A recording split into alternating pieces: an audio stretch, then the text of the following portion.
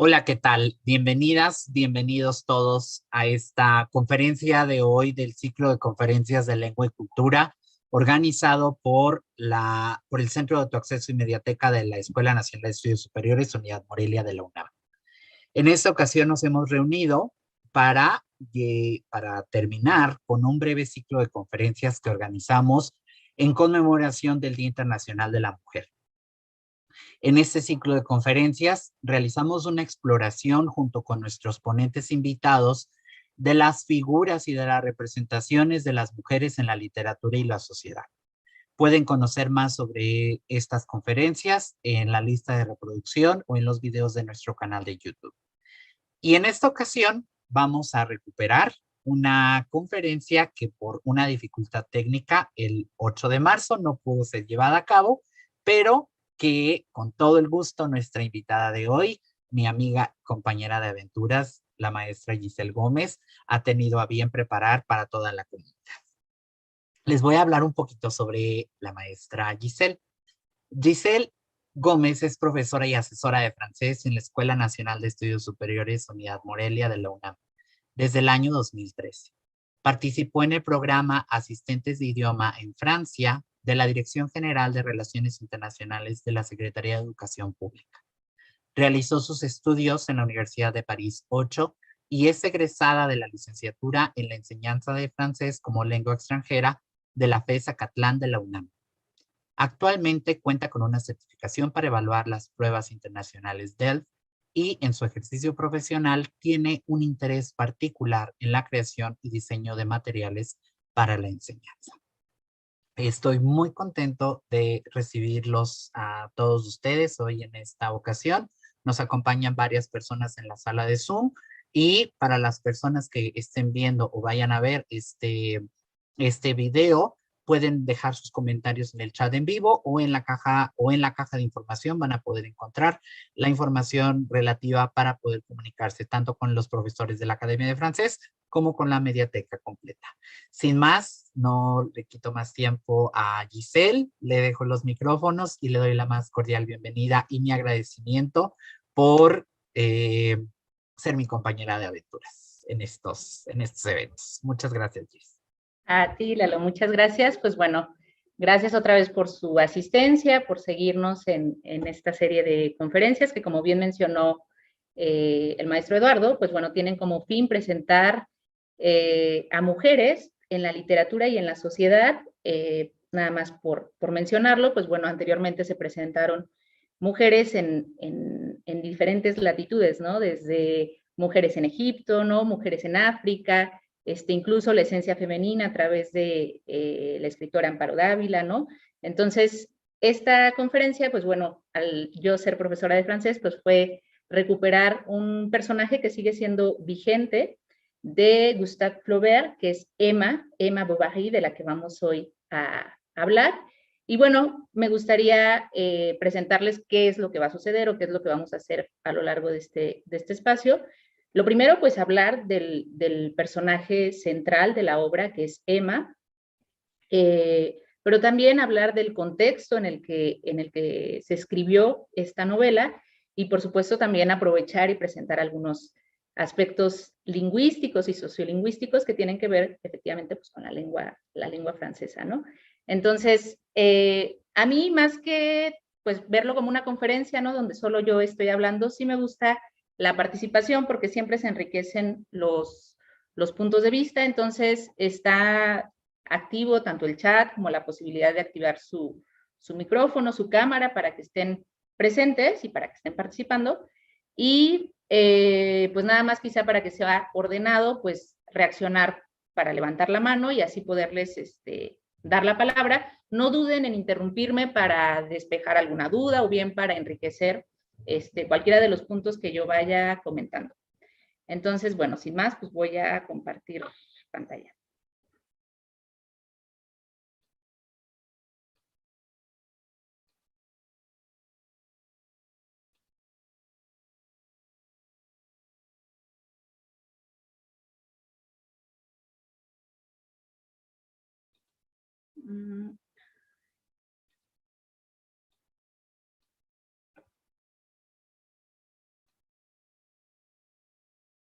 ¿Aquí se ve claro?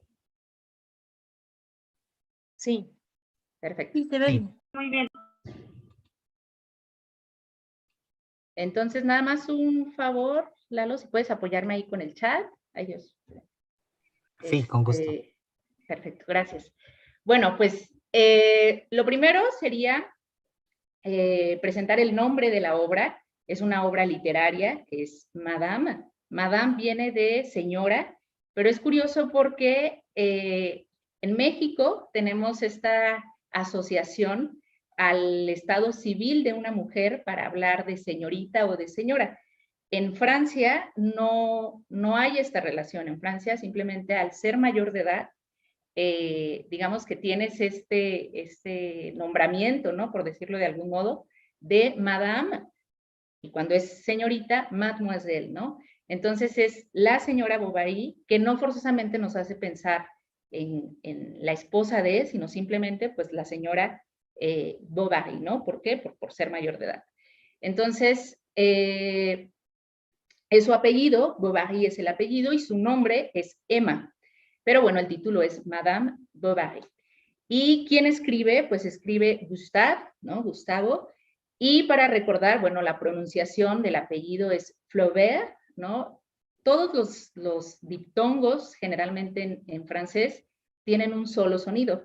Entonces, el caso de AU, el sonido es de una O, tal cual, la O del español, ¿no? Entonces, otro dato para tener en cuenta es que las Es al final, en francés, no suenan, ¿no? Están un poco de adorno nada más.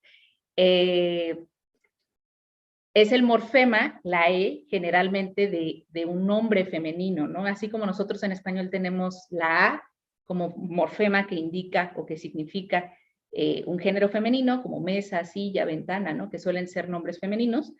En francés es la E. Sin embargo, bueno, hay muchos casos en las que está sin que denote, pues sí, la cualidad de género femenino, ¿no? Y entonces, en el caso de Gustave, pues no hay que pronunciar la E final, ¿no? Son mudas. Siempre y cuando, sí, bueno, salvo si tienen un acento, ahí sí, como l'électricité, ¿no? No sé ahorita qué se me viene. Digo, es que ayer hubo un apagón y pienso en l'électricité, bueno, si alguien tiene algún otro ejemplo, ahorita no se me viene uno a la mente. Pero bueno, si termina en E con acento, on fait la pronunciación. Si no, pues digo Gustave. Igual, la T también es un adorno, yo pronunciaría Flaubert, ¿sale? Esa R que es gutural, más que suena en el paladar como R, ¿no? Como R con R, pues suena acá en la garganta, ¿no? Que es más semejante al sonido, por ejemplo, de la J, ¿no? Que la J nosotros la emitimos desde la garganta. Bueno, en España, por ejemplo, le exageran más, ¿no? Como J, ¿no? En francés es más cercana a ese sonido, y entonces je prononce Flaubert. Y bueno, ¿qué me gustaría primero comentar o hacer saber? Pues es que Madame Bovary es una obra clásica, y al hablar de una obra clásica me gustaría saber, bueno, qué se entiende o qué referencias tienen al pensar en una obra como algo, o como sí, una obra clásica. ¿Hay alguien que quisiera participar sin miedo? No pasa nada, o sea, creo que es mucho más o menos si participamos, así yo me aviento de largo, ¿no? Entonces, si alguien quiere participar, adelante.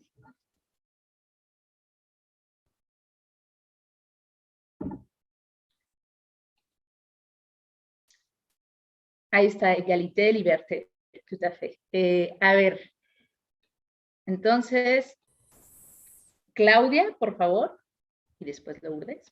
Sí, yo pienso que se le podría decir que es un clásico porque es una obra que en su momento representó algo muy importante que estaba sucediendo, Así es. y es como un retrato que pudiéramos observarlo en esta obra.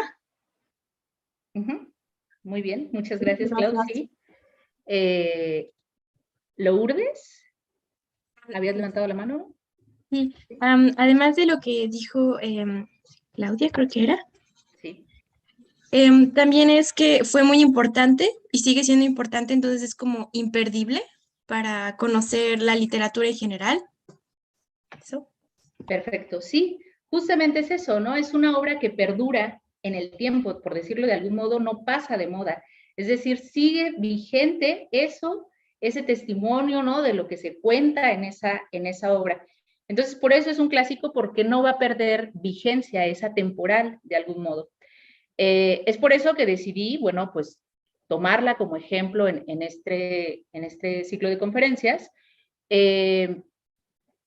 Y además, bueno, pues tener en cuenta que es una de las obras más conocidas a nivel internacional, ¿no? Que ha sido traducida en muchísimas lenguas, de una literatura que se escribió en Francia. Y ahí, pues sí, también me gustaría decirles que más allá de hablar de una literatura francesa, pues se habla de una literatura pues, que se escribe en Francia. ¿Por qué?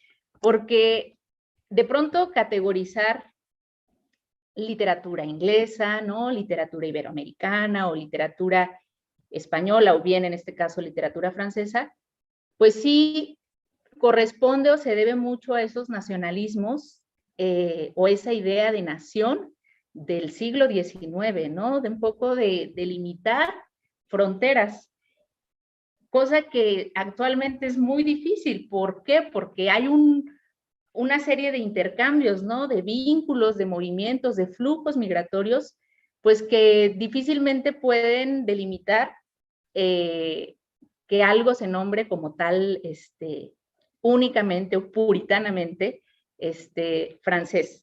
¿Por qué? Porque es inevitable recibir influencias e incluso damos la posibilidad a personas que quizá no nacieron en Francia, pero que llegaron a Francia o cualquier otro país francófono, que adoptan esta segunda lengua y que deciden escribir en esta lengua, ¿no? Entonces, se ha cuestionado el uso de la literatura francesa como algo pues que ya no es posible y que de algún modo excluye a una gran parte de escritores que escriben en francés, ¿no? Entonces, pues también traer como a colación este fenómeno, ¿no? Plurilingüe que se da pues también en la literatura, ¿no? Y que pues sí, o sea, el corpus de escritores no puede ser nada más de, pues si naciste en Francia y tienes ascendencia de padres franceses, pues tienes el derecho de que se te encasille en la literatura francesa. Entonces, pues sí es importante, y es importante porque actualmente, bueno, el próximo domingo vienen ya las elecciones de la presidencia en Francia, y lamentablemente está la extrema derecha con un discurso justamente que quiere marcar esas fronteras y esos límites, que a mí me parece que pues es difícil, ¿no? Entonces, pues yo considero conveniente pues que se nombre mejor como una literatura escrita en Francia. Entonces, bueno, vamos, no sé si Anaí, ¿estás por ahí? Oui, prof. Alors, est-ce que tu peux lire, s'il te plaît, la phrase? Oui. La désespoir est mon état normal. Ok. ¿Qué traducción le das? La desesperanza es mi estado normal. Sí, la desesperanza o la desesperación. En todo caso, la desesperación o la desesperanza es mi estado normal, ¿no? Es una frase recuperada de la obra que, bueno, de algún modo ya nos plantea, ¿no? Qué tipo de conducta o comportamiento muestra este personaje, pues a lo largo de la historia, ¿no? ¿Alguien puede situarnos un poco en el contexto histórico en el que se escribe Madame Bovary? ¿Alguien sabe en qué siglo, en qué fecha específicamente, si se puede, y si no, pues no pasa nada, en qué siglo?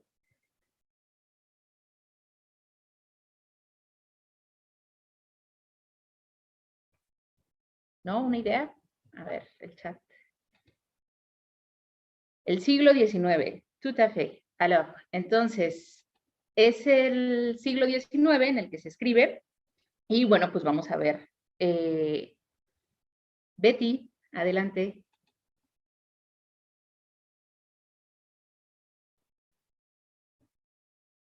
El micro, Betty, no se oye.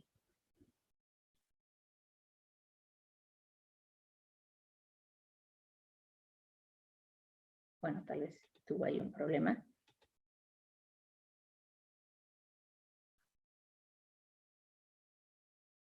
Aquí tenemos la fecha, ¿no? Es una novela publicada en 1857 que pertenece, bajo el imperio de Napoleón III, gracias, que pertenece a un movimiento literario que se conoce como el realismo, y pues aquí me gustaría volver a preguntarles si alguien sabe qué características definen a este movimiento, que es una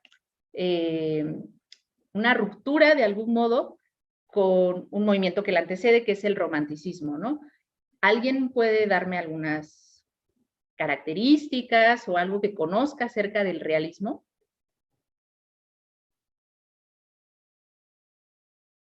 A ver, vamos. Lourdes o Betty, ¿puedes participar? Porque tienes tu mano levantada. ¿No? Lourdes. Como mencionó, el movimiento anterior es el romanticismo. Lo que caracteriza es que se daba mucha importancia a los sentimientos en la literatura, a situaciones irreales, héroes, por ejemplo, las historias de los héroes que tenían sus valores y eran intachables.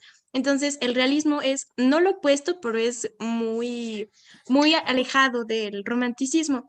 Es, por ejemplo, trata de relatar situaciones de la vida cotidiana. No recuerdo si era de la sociedad de media o alta, pero situaciones de la vida cotidiana y también era trágica. No tenía como miedo a relatar situaciones tristes y también daba muchos detalles. Era fácil tener una descripción bastante amplia de, por ejemplo, de la casa, de la silla, del personaje, de su casa en general. Entonces, es eso.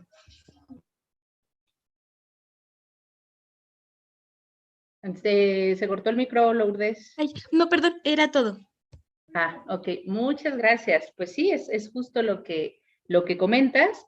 Voy a leer también lo que dice Sandra en el chat. Dice, es una corriente estética que supuso una ruptura con el romanticismo tanto en los aspectos ideológicos como en los formales durante la segunda mitad del siglo XIX. Anay dice, se propone analizar la sociedad a través de la literatura. Un representante es Émile Zola. Ahorita vamos a dar a otros exponentes, ¿no?, del realismo. Y, a ver, había una mano levantada. ¿Ya no? Ok. A ver. El medio condiciona al personaje. Muy bien. Estas son cosas importantes. Sí, como... Ay, Dios, espérenme. Como bien comentan, el realismo, ¿no? Pues aunque su palabra de algún modo nos lleva a esa realidad, ¿no? O sea, sí, o sea, hay una relación, pues, con una reproducción cercana a la realidad.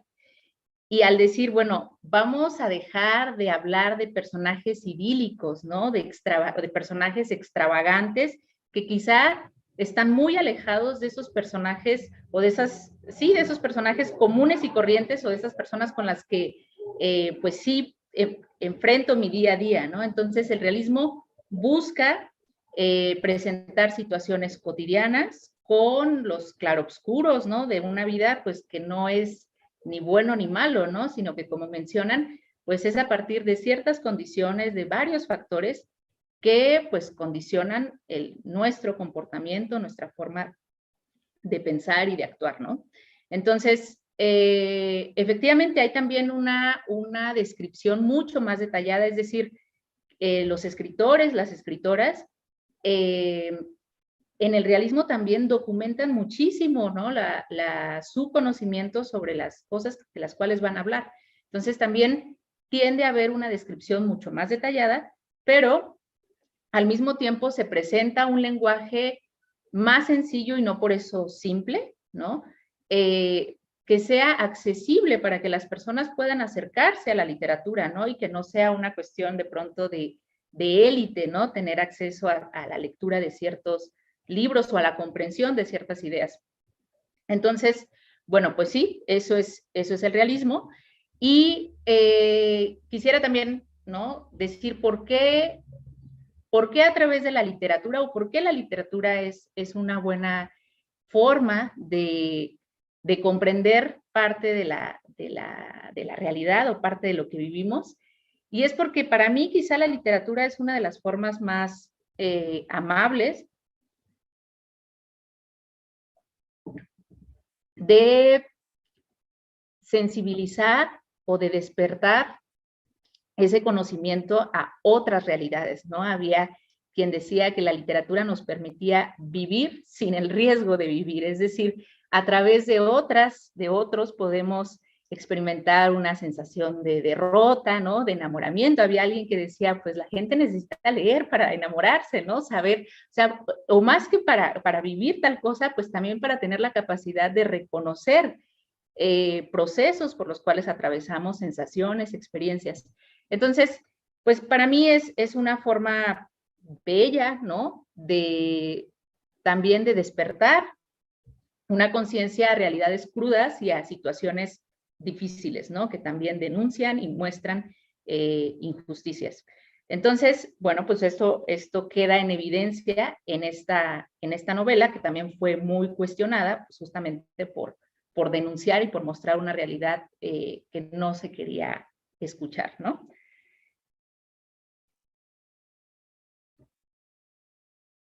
Ok, ¿cuál es el argumento en la historia? ¿Alguien puede ayudarme a leer, de favor? ¿Alguien que levante la mano?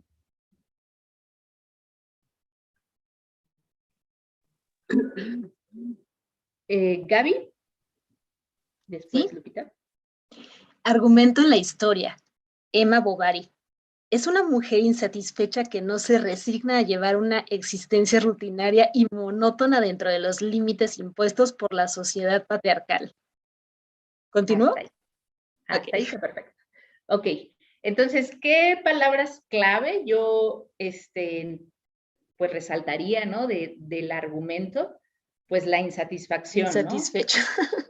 Exacto, la insatisfacción es un elemento presente a lo largo de toda la historia en la vida de Emma. Y la otra, pues, es esta existencia rutinaria y monótona. ¿Qué sucede? Límites. ¿Perdón, Gaby? Límites, ¿no? También, y sociedad Límites, patriarcal. sí. Exacto. Y lo último, bueno, la sociedad patriarcal. Antes iba nada más a acotar un poco para quienes no han leído la historia.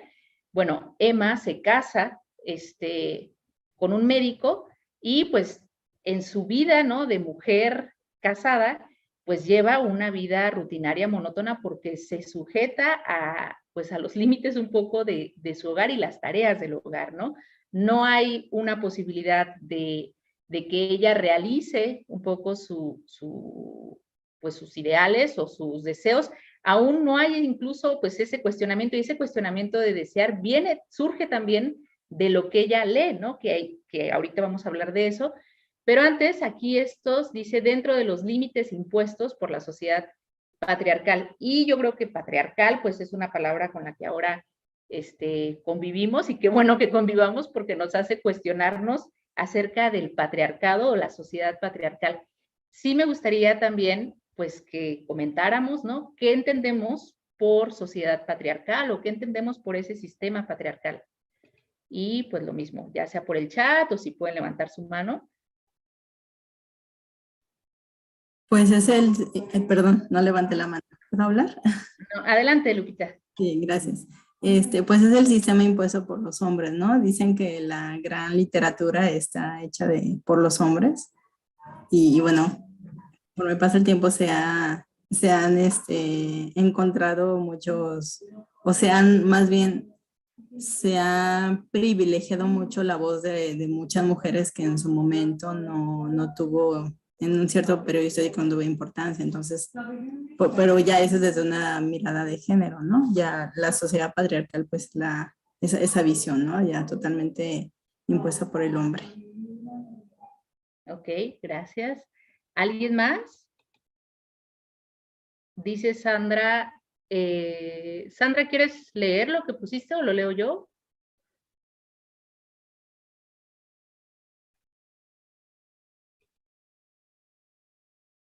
A ver, Kevin. Sí, buenas tardes. ¿Sí me escucho bien? Sí. Sí, pues sí, era un poco mencionar lo mismo que ya mencionaba ahorita del dominio de los hombres en la sociedad, pero yo quería mencionar más bien en este aspecto que es curioso que se defina la sociedad patriarcal o se haga la crítica en esta novela a partir de la voz de literaria, pero que viene realmente de un escritor, ¿no? Que es Flaubert. Entonces eso a mí me parece curioso. Y también quería comentar que a mí me recuerda mucho a las novelas, pues también españolas de la época, ¿no? Sobre todo a Emilia Pardo Bazán, que tiene también un estilo similar, eh, porque es un poco realista, un poco naturalista y un poco romántico, ¿no? O sea, no se alcanzan a ver los límites, no son tan claros. Hay pasajes en los cuales los personajes, igual como las mujeres, son mujeres independientes que siempre quieren salirse de las cadenas de la opresión de la impuesta por la sociedad en la que están. Y se me figura esto, ¿no? Yo no conozco la novela, pero siento que va como por ese mismo camino, ¿no? Ok, muchas gracias, Kevin. ¿Alguien más? A ver, vamos a ver, dice acá. Dices Sandra, es el dominio de los hombres en el dominio de la sociedad. Las mujeres se tiende a menospreciar o no confiar en lo que se dice. Y bueno, no puede hablar, está en el trabajo. Luego Anaí nos dice, el sistema patriarcal es el orden social que impone y rige el hombre donde no hay lugar para la mujer. Ok, perfecto. Sí, muchas gracias por sus aportaciones. Yo escribí aquí una definición breve, ¿no? De este sistema o de esta visión patriarcal o sociedad patriarcal como una estructura de organización y dominación sexo-género en el que prevalece la autoridad y el poder de los hombres y lo masculino, mientras las mujeres son despojadas del ejercicio de sus libertades, derechos, poder económico, social y político. ¿Y qué es lo que sucede? Pues esto, que Emma pues no tiene acceso a todos estos derechos que pues, son derechos, ¿no? Que tenemos como mujeres y que la conducen a un final muy trágico y termina siendo víctima de este sistema patriarcal. Entonces, sí, lo que comenta Kevin es curioso y se ha mencionado esto, bueno, que lo escribe un hombre, pero finalmente escribe algo que es acorde pues con la denuncia y con la realidad y por lo cual se le censura y no se le quiere publicar en un principio, ¿no? ¿Por qué? Pues porque es una verdad que no quiere ser tomada en cuenta en sus inicios. Bueno, vamos a leer esto, o sea, a otra persona que me pueda... Guadalupe, ¿tienes ahí levantada la mano? ¿Puedes ayudarme, por favor, con lo de víctima? Sí, víctima de un sistema que penaliza la emancipación de la mujer. La castiga psicológicamente hasta llevarla a un fin trágico. Así es. Entonces, lo interesante de la obra es ver cómo pues va teniendo este deterioro, Emma, a lo largo de la historia, por pues tener pues este yugo, ¿no? Este yugo patriarcal, y no es que su esposo la tuviera ahí, pero es el sistema que no, de acuerdo a las convenciones de la época, pues la mujer se quedaba en la casa, ¿no? Y eso, ¿en qué acaba? Pues en que ella desarrolla un síndrome que después se nombra como síndrome a partir de un filósofo que estudia la obra y que habla del bovarismo, ¿no? De un síndrome que acaba en una insatisfacción y en un trance, ¿no? Entre lo que deseas y lo que eres, ¿no? Entre lo que deseas ser y lo que eres. ¿Alguien recuerda si alguien leyó ya la obra? Bueno, ¿en qué ocupaba su tiempo Emma? ¿Qué hacía? Cuando iba al teatro que pedía ir a Rouen, Ajá. pero realmente se veía con su amante. Ok, eso es algo importante. Bueno, sí es algo también que vamos a comentar. Sí, bueno, una de esas fue el adulterio, la infidelidad que comete, algo más en lo que se entretuvo, en lo que ocupaba su tiempo Emma. En comprar cosas. que es, Comprando, exacto. Ajá, sí. Él también, pues, ¿quieres desarrollar un poquito más, Anaí? Sí, está bien, prof. Así, gracias. Sí, no, a ti. Ok, entonces, claro, se dedicó a comprar, ¿no? Que también se ha dicho que Emma, ¿no? Es el primer personaje que se muestra también como víctima del capitalismo, donde, pues, compra, ¿no? Sin tener saciedad. Y encima, bueno, pues se endeuda, ¿no? Y endeuda a su marido. Entonces, también el comerciante, ¿no? Que le lleva y que ve su condición, se aprovecha y cada vez, pues, la seduce ofreciéndole más y más, vestidos, telas, ¿no? O sea, una cantidad de cosas que aparte no están a su alcance, y no están a su alcance porque también Emma, si alguien recuerda, pasaba mucho tiempo leyendo novelas. Entonces, pues esto que les comentaba, que era que la literatura al mismo tiempo es como esta posibilidad de vivir sin el riesgo de vivir. Es decir, también pues genera una suerte de imaginación y de fantasías que termina por hacerte creer o hacerte pensar, ¿no? O verte en una realidad en la cual no estás, ¿no? Entonces, Emma estaba deseosa de vivir parte de lo que sus personajes hacían en las novelas que ella leía, ¿no? Incluso aspiraba a una relación amorosa como las que leía en las obras y termina dándose cuenta, pues, que la relación con su marido es mediocre, ¿no? Que lo considera un conformista, ¿no? Que no tiene ningún tipo de aventura o que no tiene ninguna dosis de adrenalina en su vida diaria. Y pues es también pues sí, este síndrome o este estado crónico de estar insatisfecha todo el tiempo, ¿no? Y deseosa de vivir otra vida. Entonces, bueno, pues estas tres cosas que mencionaron, el que invierte su tiempo pues leyendo historias que la llevan a fantasear, comprando, y qué otra cosa pusieron, y bueno, el adulterio. Vamos ahora con esto.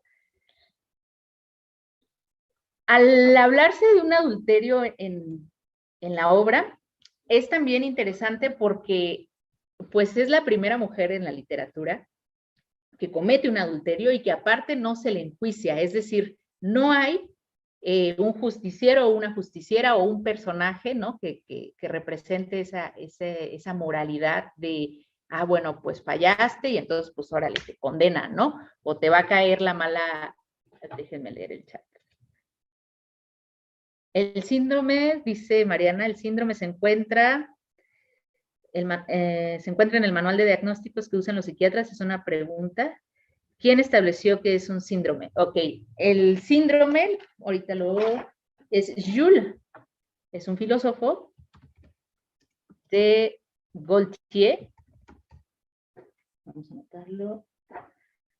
De Gaultier, y es en 1892 que escribe un ensayo analizando pues la obra y nombrando ya el bovarismo como un síndrome, y que entonces entra en el campo de la psicología y que a la fecha se sigue nombrando, ¿no? Como, pues sí, como una serie de síntomas de insatisfacción y también de creer que eres algo que no eres, ¿no? Listo, entonces, bueno, estaba con que algo también relevante en la obra es que no se le juzga por su infidelidad, que comete 2 veces infidelidad, ¿no? En este afán, pues, de querer ponerle un poco de sabor a su vida, dice, pues, yo me voy a lanzar, y más inspirada por la serie de novelas que leía. Entonces, eso también es interesante, y por eso se censuró la obra, porque no había esa parte de juicio hacia la mujer por haber cometido un adulterio, ¿no? Con lo cual, pues estaba dando libertad a que era algo posible, ¿no? O que era algo que no se estaba considerando como malo. A ver, Sandra nos pone ahí, dice, como trastorno psiquiátrico no está incluido. pero tiene rasgos de personalidad psicopatológica que podría estar relacionada con el síndrome de Bovary. Ok, muchas gracias, Sandra. Ahí está, perfecto. Entonces, pues este aspecto moral también es importante porque para la época, pues fue una obra, ¿no? O sea, que rompió un poco con los buenos modales, ¿no? Con, pues, darle a la gente lo que quería escuchar. Entonces, incluso, ¿no? No se le quiere publicar y finalmente, pues, el escritor dice, no, pues yo no le voy a cortar, ¿no? Nada, no le voy a quitar partes a la obra, y finalmente se acepta y se publica, ¿no? Al año siguiente.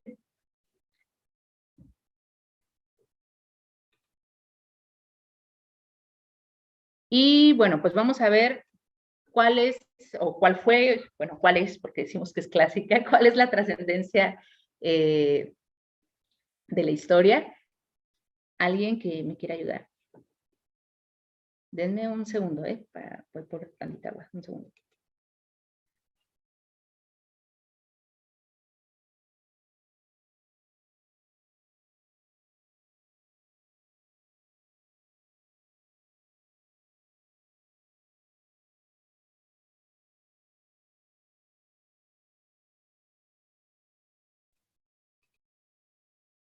Listo. ¿Alguien puede participar, de favor? Que quiera levantar su mano.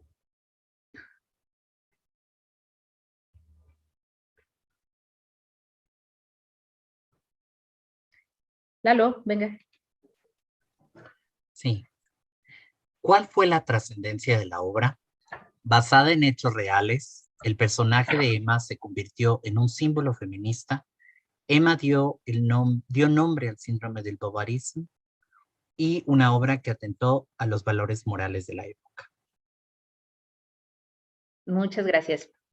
Ahora, es importante saber que se inspiró Gustave en un médico, hijo de un médico conocido de su padre, que se casa con una joven en provincia, porque también esta obra retrata la provincia, ¿no? Francesa, es decir, estos poblados, ¿no? Pequeños, en donde todavía es más difícil ir en contra de lo que se espera, ¿no? De nosotras, de nosotros.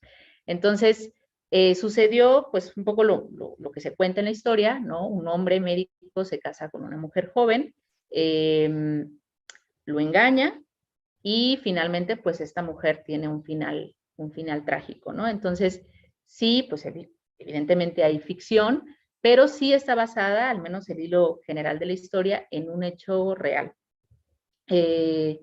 ¿Por qué se convirtió Emma en un símbolo feminista? No es que Emma como tal tenga una voz en la historia que denuncie, ¿no? O que muestre por sí misma, pues la condición en la que está, es más bien que también esto es parte del realismo, que no hay como o sea, se muestra el personaje como tal, ¿no? Pero no hay después un narrador, ¿no? O no hay un personaje que vaya a calificar el comportamiento de los personajes. Entonces es al lector y a la lectora, pues de interpretar y de darle una lectura a la psicología de cada personaje.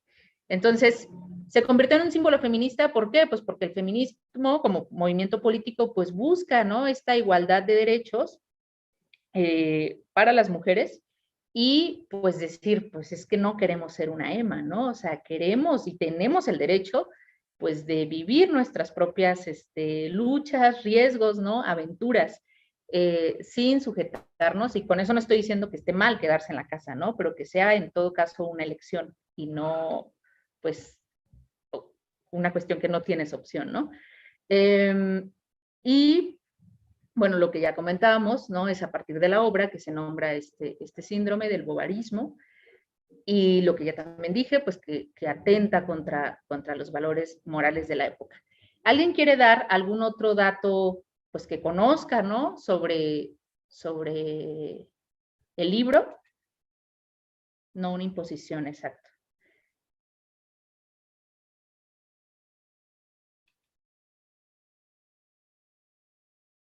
¿No? alguien que haya leído y que, bueno, sin dar así como el final y todo de los hechos para que también pues tengan el interés o la motivación de leerlo, ¿alguna otra impresión o algo que quieran compartir que les haya gustado? A ver, Lupita Cermeño. Sí, gracias. Pues realmente Charles Bovary era todo lo contrario a Emma, ¿no? O sea, también es como pintan a una mujer, a lo mejor feminista, sí, pero que es totalmente contraria a las ideas que tenía su esposo. Obviamente sí, de un sistema patriarcal, pero además, de hecho, al principio de la novela, si no mal recuerdo, hablan de un Charles cuando era niño, ¿no? Que se burlaban de su nombre, algo así, no recuerdo muy bien. Pero bueno, también hay muchos juegos lingüísticos ahí, ¿no? Con el nombre. Pero básicamente Sí. era el carácter totalmente opuesto a Emma. Así como de que desde un principio nos pone a pensar a los lectores, ¿no? O sea, ¿por qué se casó con él si no se parece en nada a él, ¿no? Es un poco contradictorio. Claro, sí, pues bueno, deseando encontrar esa historia de amor que ella imaginaba, ¿no? Y Charles es el esposo de Emma. A ver, dice, en la novela se abundan las descripciones de las costumbres, lugares y características de las personas con estilo muy natural, dando lugar a la corriente literaria del naturalismo, que intentó retratar la realidad con un método científico para lo que hizo de la observación y de la experimentación su método de trabajo. Listo. Perfecto, pues bueno, ojalá que tengan, nosotros les vamos a facilitar ahorita el enlace a una versión corta de Madame Bovary, sobre todo pues para quienes lo están estudiando, pues obviamente está la obra también en español, quienes no estudian francés, pero bueno, quienes tengan el interés, pues les voy a compartir y aquí al dar clic, pues ya nos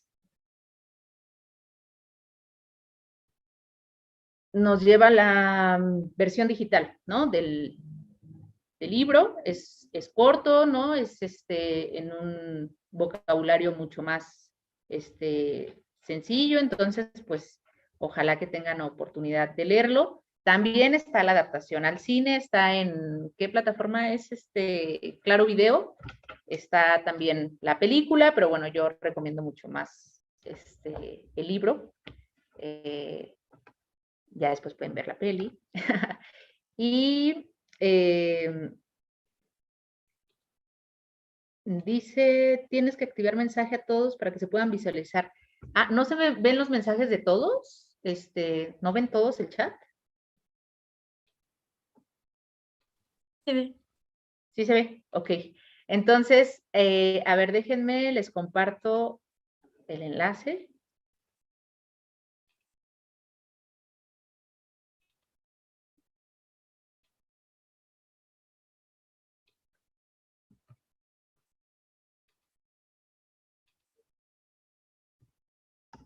Bueno, ahí está el enlace de la presentación y ya en la última diapositiva es donde está directo el link y si no, se los paso directo de aquí, esperen. Y ahí lo pueden descargar.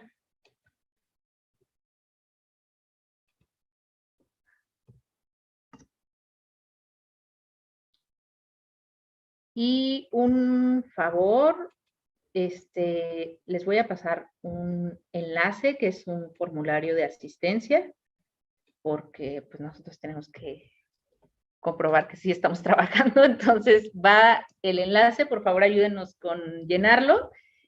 Y bueno, pues agradecerles su participación, si hay alguna pregunta, comentario, pues adelante. Y si no, pues bueno, Lalo, te doy la palabra. Kevin. Adelante. Sí, ¿ahí me escucho bien? Sí. Sí, yo tengo una pregunta. No sé si existe alguna diferencia muy marcada cuando uno la lee esa novela en español o cuando la lee en francés. No sé si exista mucha diferencia o es mínima. No sé qué me puede decir. Es una buena pregunta para los traductores. Yo en lo personal no he leído la obra original en francés. Yo en un principio la leí primero en español y después leí esta versión corta. Entonces, pues francamente no tendría, pues sí, una base sólida para darte una respuesta.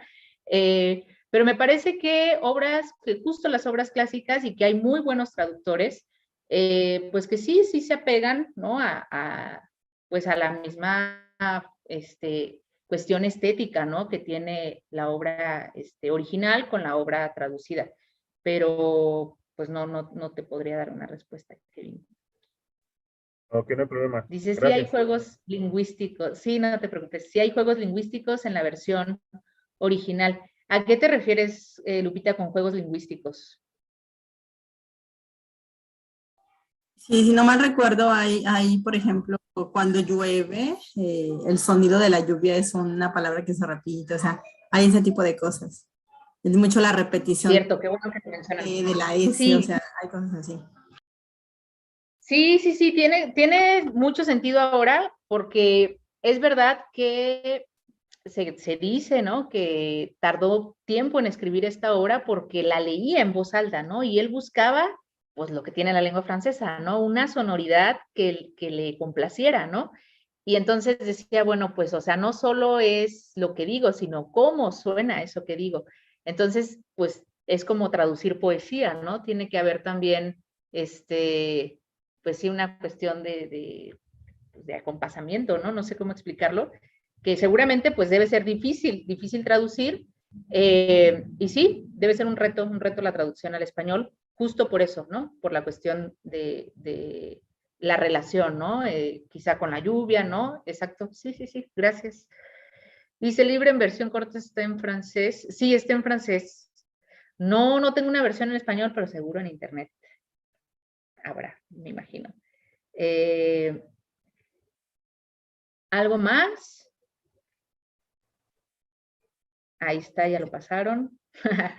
¿Me ¿Algún otro? permites hacer una Claro, intervención? venga. Sí. Sí, les quiero compartir un poquito de la historia de cómo surgió este ciclo de conferencias. Y es que ya les decía yo a los que entraron primero aquí a Zoom que nació justo por este libro.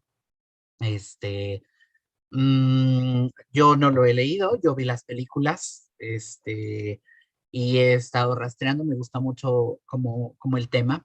eh, y hace tiempo también vi Ana Karenina, una versión con Vivian Leigh. Es muy bonita la película y el libro también lo es, ese sí ya lo leí. Y entonces creo que también es importante que podamos ir más allá en la discusión sobre las identidades en las representaciones que tenemos en la literatura. Entonces, extender el discurso, extender las discusiones que tenemos, porque al final de cuentas estos personajes, estas representaciones siguen tan vigentes. O sea, lo vimos en Ana Karenina, tuvimos la exploración también en la conferencia en literatura mexicana. O sea, de verdad, o sea, si exploramos muchos libros, vamos a encontrar que siempre hay algo que podemos discutir. Entonces, cuando llegamos a Madame Bovary, yo le comentaba a la maestra Giselle que era muy interesante, porque en realidad hay muchas cosas que puedes discutir, desde el momento, por ejemplo, cuando ella se casa, o sea, ella se casa porque quiere salir de su hogar y entonces nunca tiene un novio y se casa con la primera persona que prácticamente tiene una posición, que conoce a la familia. Y o sea, la verdad es que al menos en mi historia personal, yo he conocido mucha gente, muchas mujeres que han decidido casarse de esa manera y que no se lo cuestionan. Entonces, yo cuando vi la película, iba con la película y yo decía, esto sigue pasando, esto por qué pasa, y esto sigue y es vigente y es vigente y es vigente. Entonces también, ¿no? La manera cuando decía sobre el usurero, el comerciante, también es esta idea de cómo se construyen los cánones de belleza que la hace creer a ella que para ser bella y para ser una mujer de clase tiene que vestir, oler, comer y tener una casa como esa. Entonces yo lo pensaba y yo decía, bueno, Housekeeping y no sé cuántas otras revistas, todo este movimiento del capitalismo hacia llevarnos a creer que vivir de cierta manera, en particular a las mujeres vivir de cierta manera, vestir de tal manera, oler de tal manera, lucir de tal manera, es la norma para poder hacerlo y que son cosas que no nos cuestionamos y que las damos por naturales. Entonces, al final de cuentas, o sea, temas hay para abordar de montones en toda la obra escrita y en las representaciones que ha tenido en el cine. Entonces, también es muy importante, ojalá que todo este enganche que ha dado Giselle, que si alguien como yo no ha tenido la oportunidad de leer el libro, si pueden ver las películas, si son visuales como yo y auditivos, pero que podamos leer, porque también aprender una lengua implica conocer eso, o sea, tenemos que leer, a veces nos centramos mucho en estar hablando, ¿no? Desarrollar mucho nuestra habilidad del habla o nos preocupamos por el listening nada más, pero leer también nos ayuda mucho a comprender mucho sobre la cultura de los países. Yo cuando veía en la película lo que comían, pues era muy exquisito y yo decía, ay, qué rico, ¿qué será? Se ve muy rico, se ve muy delicioso. Veía la Francia provinciana y decía, qué bonitos paisajes, ¿no? Entonces, creo que también en eso, en el desarrollo de nuestra imaginación, cuando se aceptan leer la obra, pues ojalá que puedan imaginar esos espacios, que puedan buscar más espacios, que la lectura del libro conecte, en principio, pues para que sus habilidades comunicativas se desarrollen, pero también, si es que sucede, que pueda cada uno de ustedes cuestionarse qué tanto del personaje habita en ustedes. ¿Quién soy yo en la novela? Yo como varón, yo soy como el esposo, yo soy como el comerciante, yo soy como el papá. ¿Cuál y por qué soy de esa manera? Y lo mismo con las mujeres, o sea, y con eso voy cerrando. Queda muy redondo todo esto de los derechos de la lectura. Daniel Goldin propone 10 derechos de los lectores y uno de ellos es vivir el bovarismo. Cuando leemos, ya lo explicaba Giselle, despertar el conocimiento de otras realidades, soñar, o sea, en soñarnos con esas literaturas y esos otros mundos y otros escenarios, pero que también nos permitan regresar en un bucle a reconocernos a nosotros mismos y cuestionarnos quiénes somos, porque al final de cuentas la esencia de todo ese pequeño y breve ciclo de conferencias, por eso les vuelvo a invitar a que lo vean, es eso, o sea, que podamos ver cómo las otras personas que no viven cerca de mí, que hablan otra lengua diferente a la que yo hablo, tal vez están viviendo cosas similares a las que yo vivo, o que sufren otras cosas diferentes a las que yo vivo y que tal vez yo no me doy cuenta. Y que entonces eso lo podamos replantear y que lo podamos cuestionar y que entonces podamos entender movimientos sociales, movimientos culturales, a la luz de entender que somos diversos y que todas las personas vamos a poder cambiar y quienes decidimos hacer el cambio somos nosotros. Entonces, creo que una de las cosas mágicas de aprender una lengua es justamente eso. Podemos acercarnos a toda esta cultura universal, podemos aprender de otras personas y al final de cuentas nos vamos a dar una sentada porque vamos a ver que en todo el mundo operamos casi de la misma manera. Entonces, separados al nacer en la Torre de Babel, pues al final creo que seguimos tomando decisiones muy similares, pero bueno, entonces, queda por ahí esa invitación. No sé si alguien más, por acá déjenme ver en YouTube si hay algún otro comentario. Y también sobre el libro, para los que están en Morelia, el libro está disponible ahí en en el acervo bibliográfico de la Mediateca. Habíamos platicado con Gis de poder escanearlos y no con los ayudantes que lo escaneen y que lo... No, ya lo puse. Ya, lo puse, súper. ya te lo paso para que quede ahí en el canal también. Y Sí. bueno, Mariana nos pone ahí una canción de Liliana Felipe que habla justo sobre Madame Bovary, ahí puso el enlace. Y bueno, pues ya para no extendernos más, pues muchísimas gracias. Siempre es un espacio bonito para reflexionar juntas, juntos, juntes. Y bueno, pues cualquier cosa, aquí va mi correo. Y muchísimas gracias, Lalo, por la invitación, y coincido, hay que leer, ¿no? Para extender nuestro vocabulario. Y esta idea del carácter universal de la literatura y pues de las lenguas transnacionales, ¿no? No pensar que transnacional siempre es con un sentido peyorativo, también es, ¿no? Que cruzan, que van del otro lado. Entonces, muchas gracias y bueno, pues te doy la palabra, Lalo.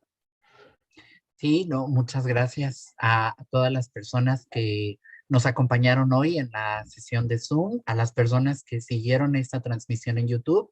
Recuerden que este video queda grabado en nuestro canal de YouTube y les agradecemos si lo comparten con aquellas personas que les pueda ser de su interés y que también si ustedes quieren volver a ver alguna cosa que se les haya olvidado, bueno, toda esa información va a estar en el video. Y además en la caja de información van a estar los enlaces de todos nuestros medios de comunicación a los cuales pueden dirigirse para obtener más información para las asesorías y todo el apoyo para el aprendizaje de lenguas.